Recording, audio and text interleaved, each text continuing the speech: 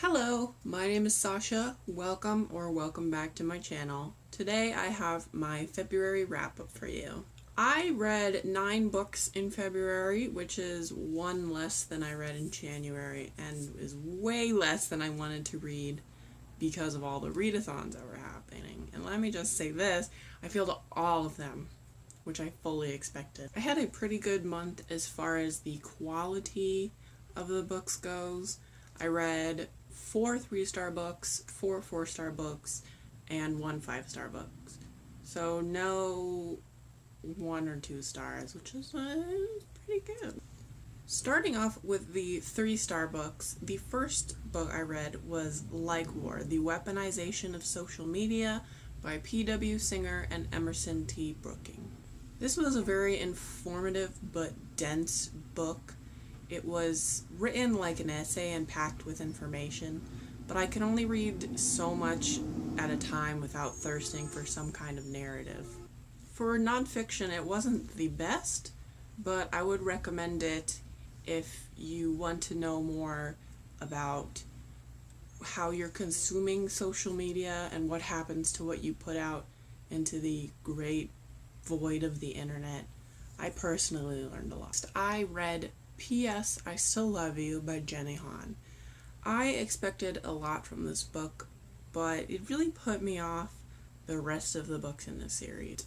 It made me dislike Peter a lot, and I wanted Laura Jean to get together with John Ambrose, and I don't think it's a good thing when your readers start to hate one half of your main couple. But it is a contemporary YA romance, and I'm past that time in my life, so it's not really surprising that I have a lower tolerance for teenage love hijinks. I'm debating changing my rating for this to possibly a 2-star, but it entertained me while I read it, so maybe not. I also read The Proposal by Jasmine Geary. This is another contemporary romance, although an adult one. It was very lackluster, and another one I'm thinking of changing my rating to a 2-star. There was a major lack of description, especially in the character department, and I don't dig that when it comes to romance. It felt very shallow.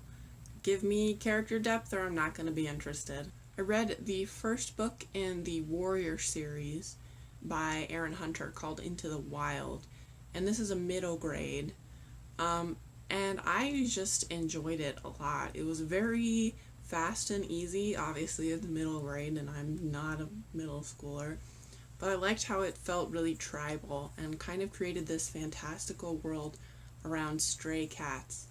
I'm not sure when I'll pick up the next book, probably when I need an easy read, but I probably will pick up the next book because it was just so entertaining. Moving on to the 4-star books, I read Princess Ever After by Katie O'Neill. This is a picture book, which was not what I was expecting.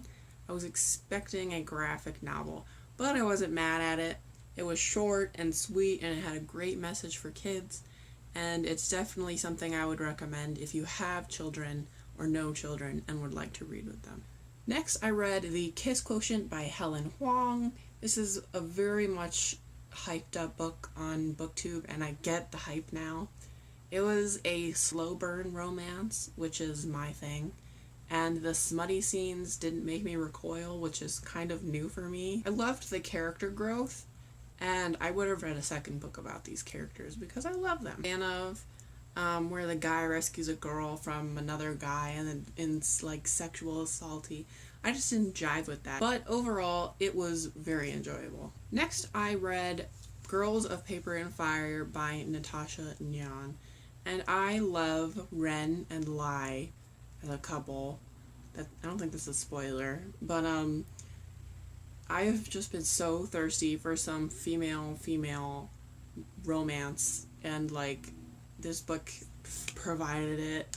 And that's probably why I'm blinded to like the negative aspects of the book. I was just like so happy to see a sapphic couple in YA and in a fantasy. Super happy that it took place in a sex slavery world, because that seems like a great opportunity for tragedy porn, and I am so sick of queer couples being used for tragedy porn. However, I am really hopeful for this.